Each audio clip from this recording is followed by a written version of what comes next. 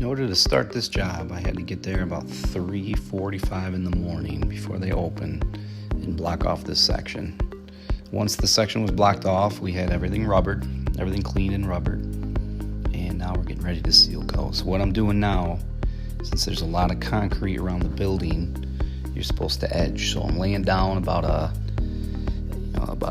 5 to 6 inch bead and then brooming it by hand to get ready to spray. This allows me to spray up to that line instead of up to the concrete. If you spray up to the concrete, you're going to get a mess because it comes out at a pretty high velocity. And as you can see, I'm starting to spray now, keeping a distance from the concrete so it's not a big mess.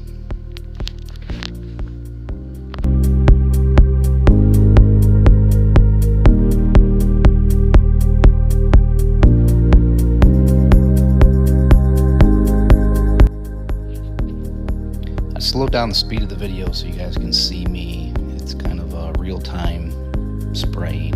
So this parking lot only gets one coat just because of the time constraint and needing it to be open within a day. So as you can see, I'm kind of overlapping my spray pattern. Typically, if a parking lot needs one coat, I don't have to overlap as much, but I know that I need to delay a lot of sealer in order to just get away with one coat. Uses up more sealer on my end, but it does leave a pretty good thick coat. That way I don't have to go over it again for a second coat.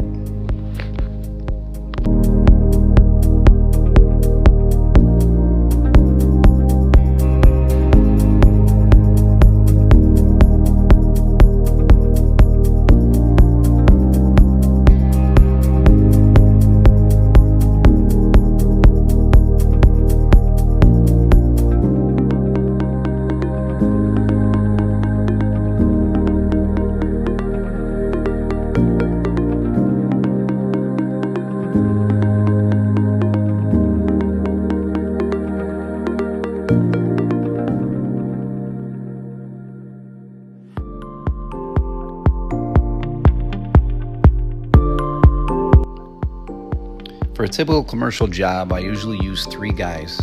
One guy using the sprayer, another guy right behind him keeping the hose out from underneath his feet so he doesn't get tripped up. And the other guy is kind of toward back of the truck, keeping the slack off and moving the truck when needed. So that's why I have 3 guys with me. If you've noticed, I've used a board around the concrete. That's also a good way to edge.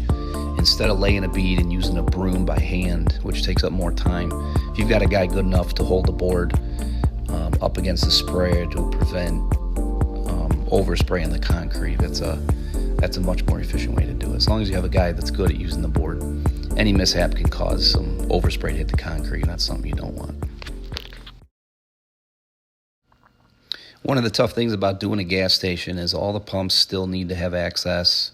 The store needs to still have access. So even the cones that we lay out, people still tend to not be aware of those cones. So as you saw a minute ago, some guy ran over the cone. And, not a big deal, but we just move the cone and ask people to stay off. It's a little difficult from time to time, though.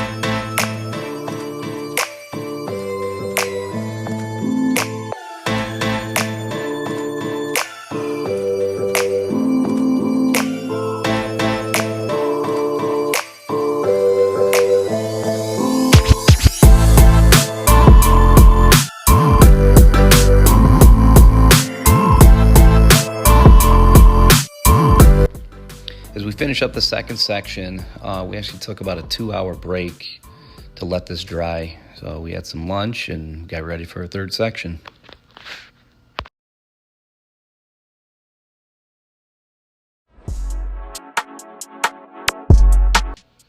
This is the third and final section of the night. You can see the sun was going down, and we were kind of relying on the lights of the gas station, but we were pretty excited about getting this smaller section done. So after a long day, we were all ready to leave, so we were kind of in a push to get this done.